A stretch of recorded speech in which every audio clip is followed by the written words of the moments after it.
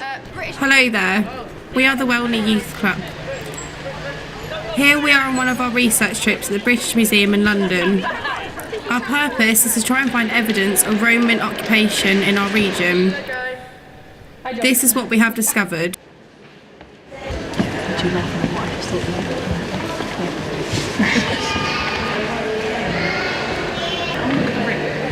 The most famous object in the Milden Hall treasure is the large, highly decorated circular platter, usually known as the Great Dish.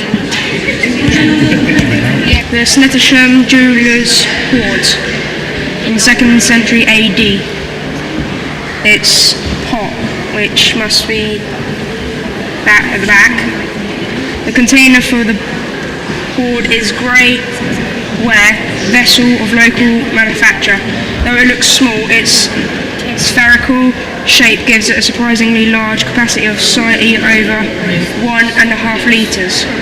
And this is an old Roman helmet found in Ely.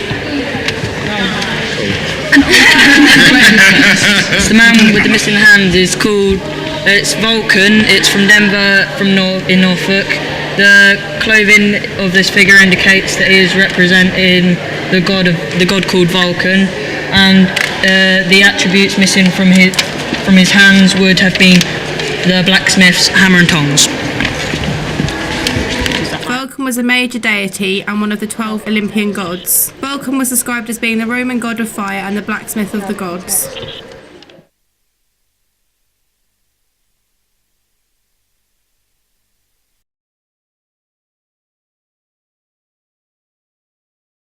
Well, my name's Abby. I teach at the University Centre Peterborough, and so I've come here tonight to talk to you about Stony Camp and about the Iron Age and the Roman times in Britain, and I've got some real objects you can touch and that come from the time period, and I've got some replica objects. So you're going to get to do an archaeological exploration of Stony Camp without leaving the comfort of the parish hall. Here you can see some of the ditches and the banks. Now these weren't around until recently. These have been reconstructed by archaeologists. So what had happened is where Stony Camp is, because it was rich agricultural land, people have been farming for a long time, and when you plough land, you can ruin what we call earthworks. You can literally strip them away. So when this site was excavated, what the archaeologists then did is rebuilt the banks again. So they found a skull of a child, and it had 2 cut marks in its head. They also found 2 dismembered adult skeletons. Some of the ideas that archaeologists came up with were that it might have been a religious site in the Iron Age. Now, one of the ideas is, because there are dead bodies, that this is maybe one of the sites that's mentioned in Tacitus as being a fight between Boudica and the Romans. So that's another idea. Romans might well, if they'd fought there, they might well build an administrative type building and things there, or a tower to watch over what's going on in the land.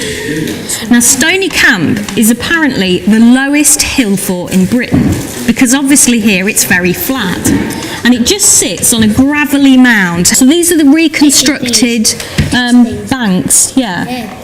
So this is a drawing of it, so you can get an idea. What they've done is they've gone to the effort of making banks, so they've got something they can defend. What else do you notice about it? Look, there's a little gap in the back there. Yeah, so that's going to be what entrance, yeah. But you can't get right in, can you? No, because it's like a maze. Yeah. To confuse their enemy. Exactly, because if you were going to attack, that's going to take you a long time to work your way through. Do you think there's anything odd about it? There's like little patterns in it. Okay, so there's patterns. Why would they put patterns in it? Because it's pottery. It's like the same with a plate. Why would you put patterns on a plate? You know how pottery is usually made? This is made by somebody making it by hand and teasing the clay out.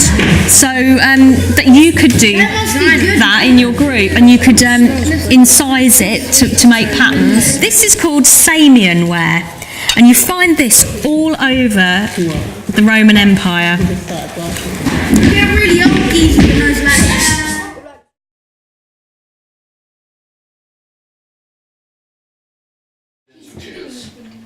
Right, so it was always changing. Just outside of the village, if you look over towards the Wildfowl and Wetlands Trust, you will see. Well, you won't see it in the summer, but when the water just starts to flood onto the floodplain, the east washes, you can actually see little. The water lies in these little low areas, and there used to be during Roman times Romano-British village there.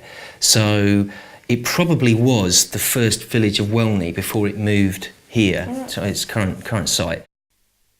From the evidence we have discovered for ourselves, it would appear that the area we call the Fens and the village of Welney have rich history which can be traced back as far as the Roman invasion of 47 AD.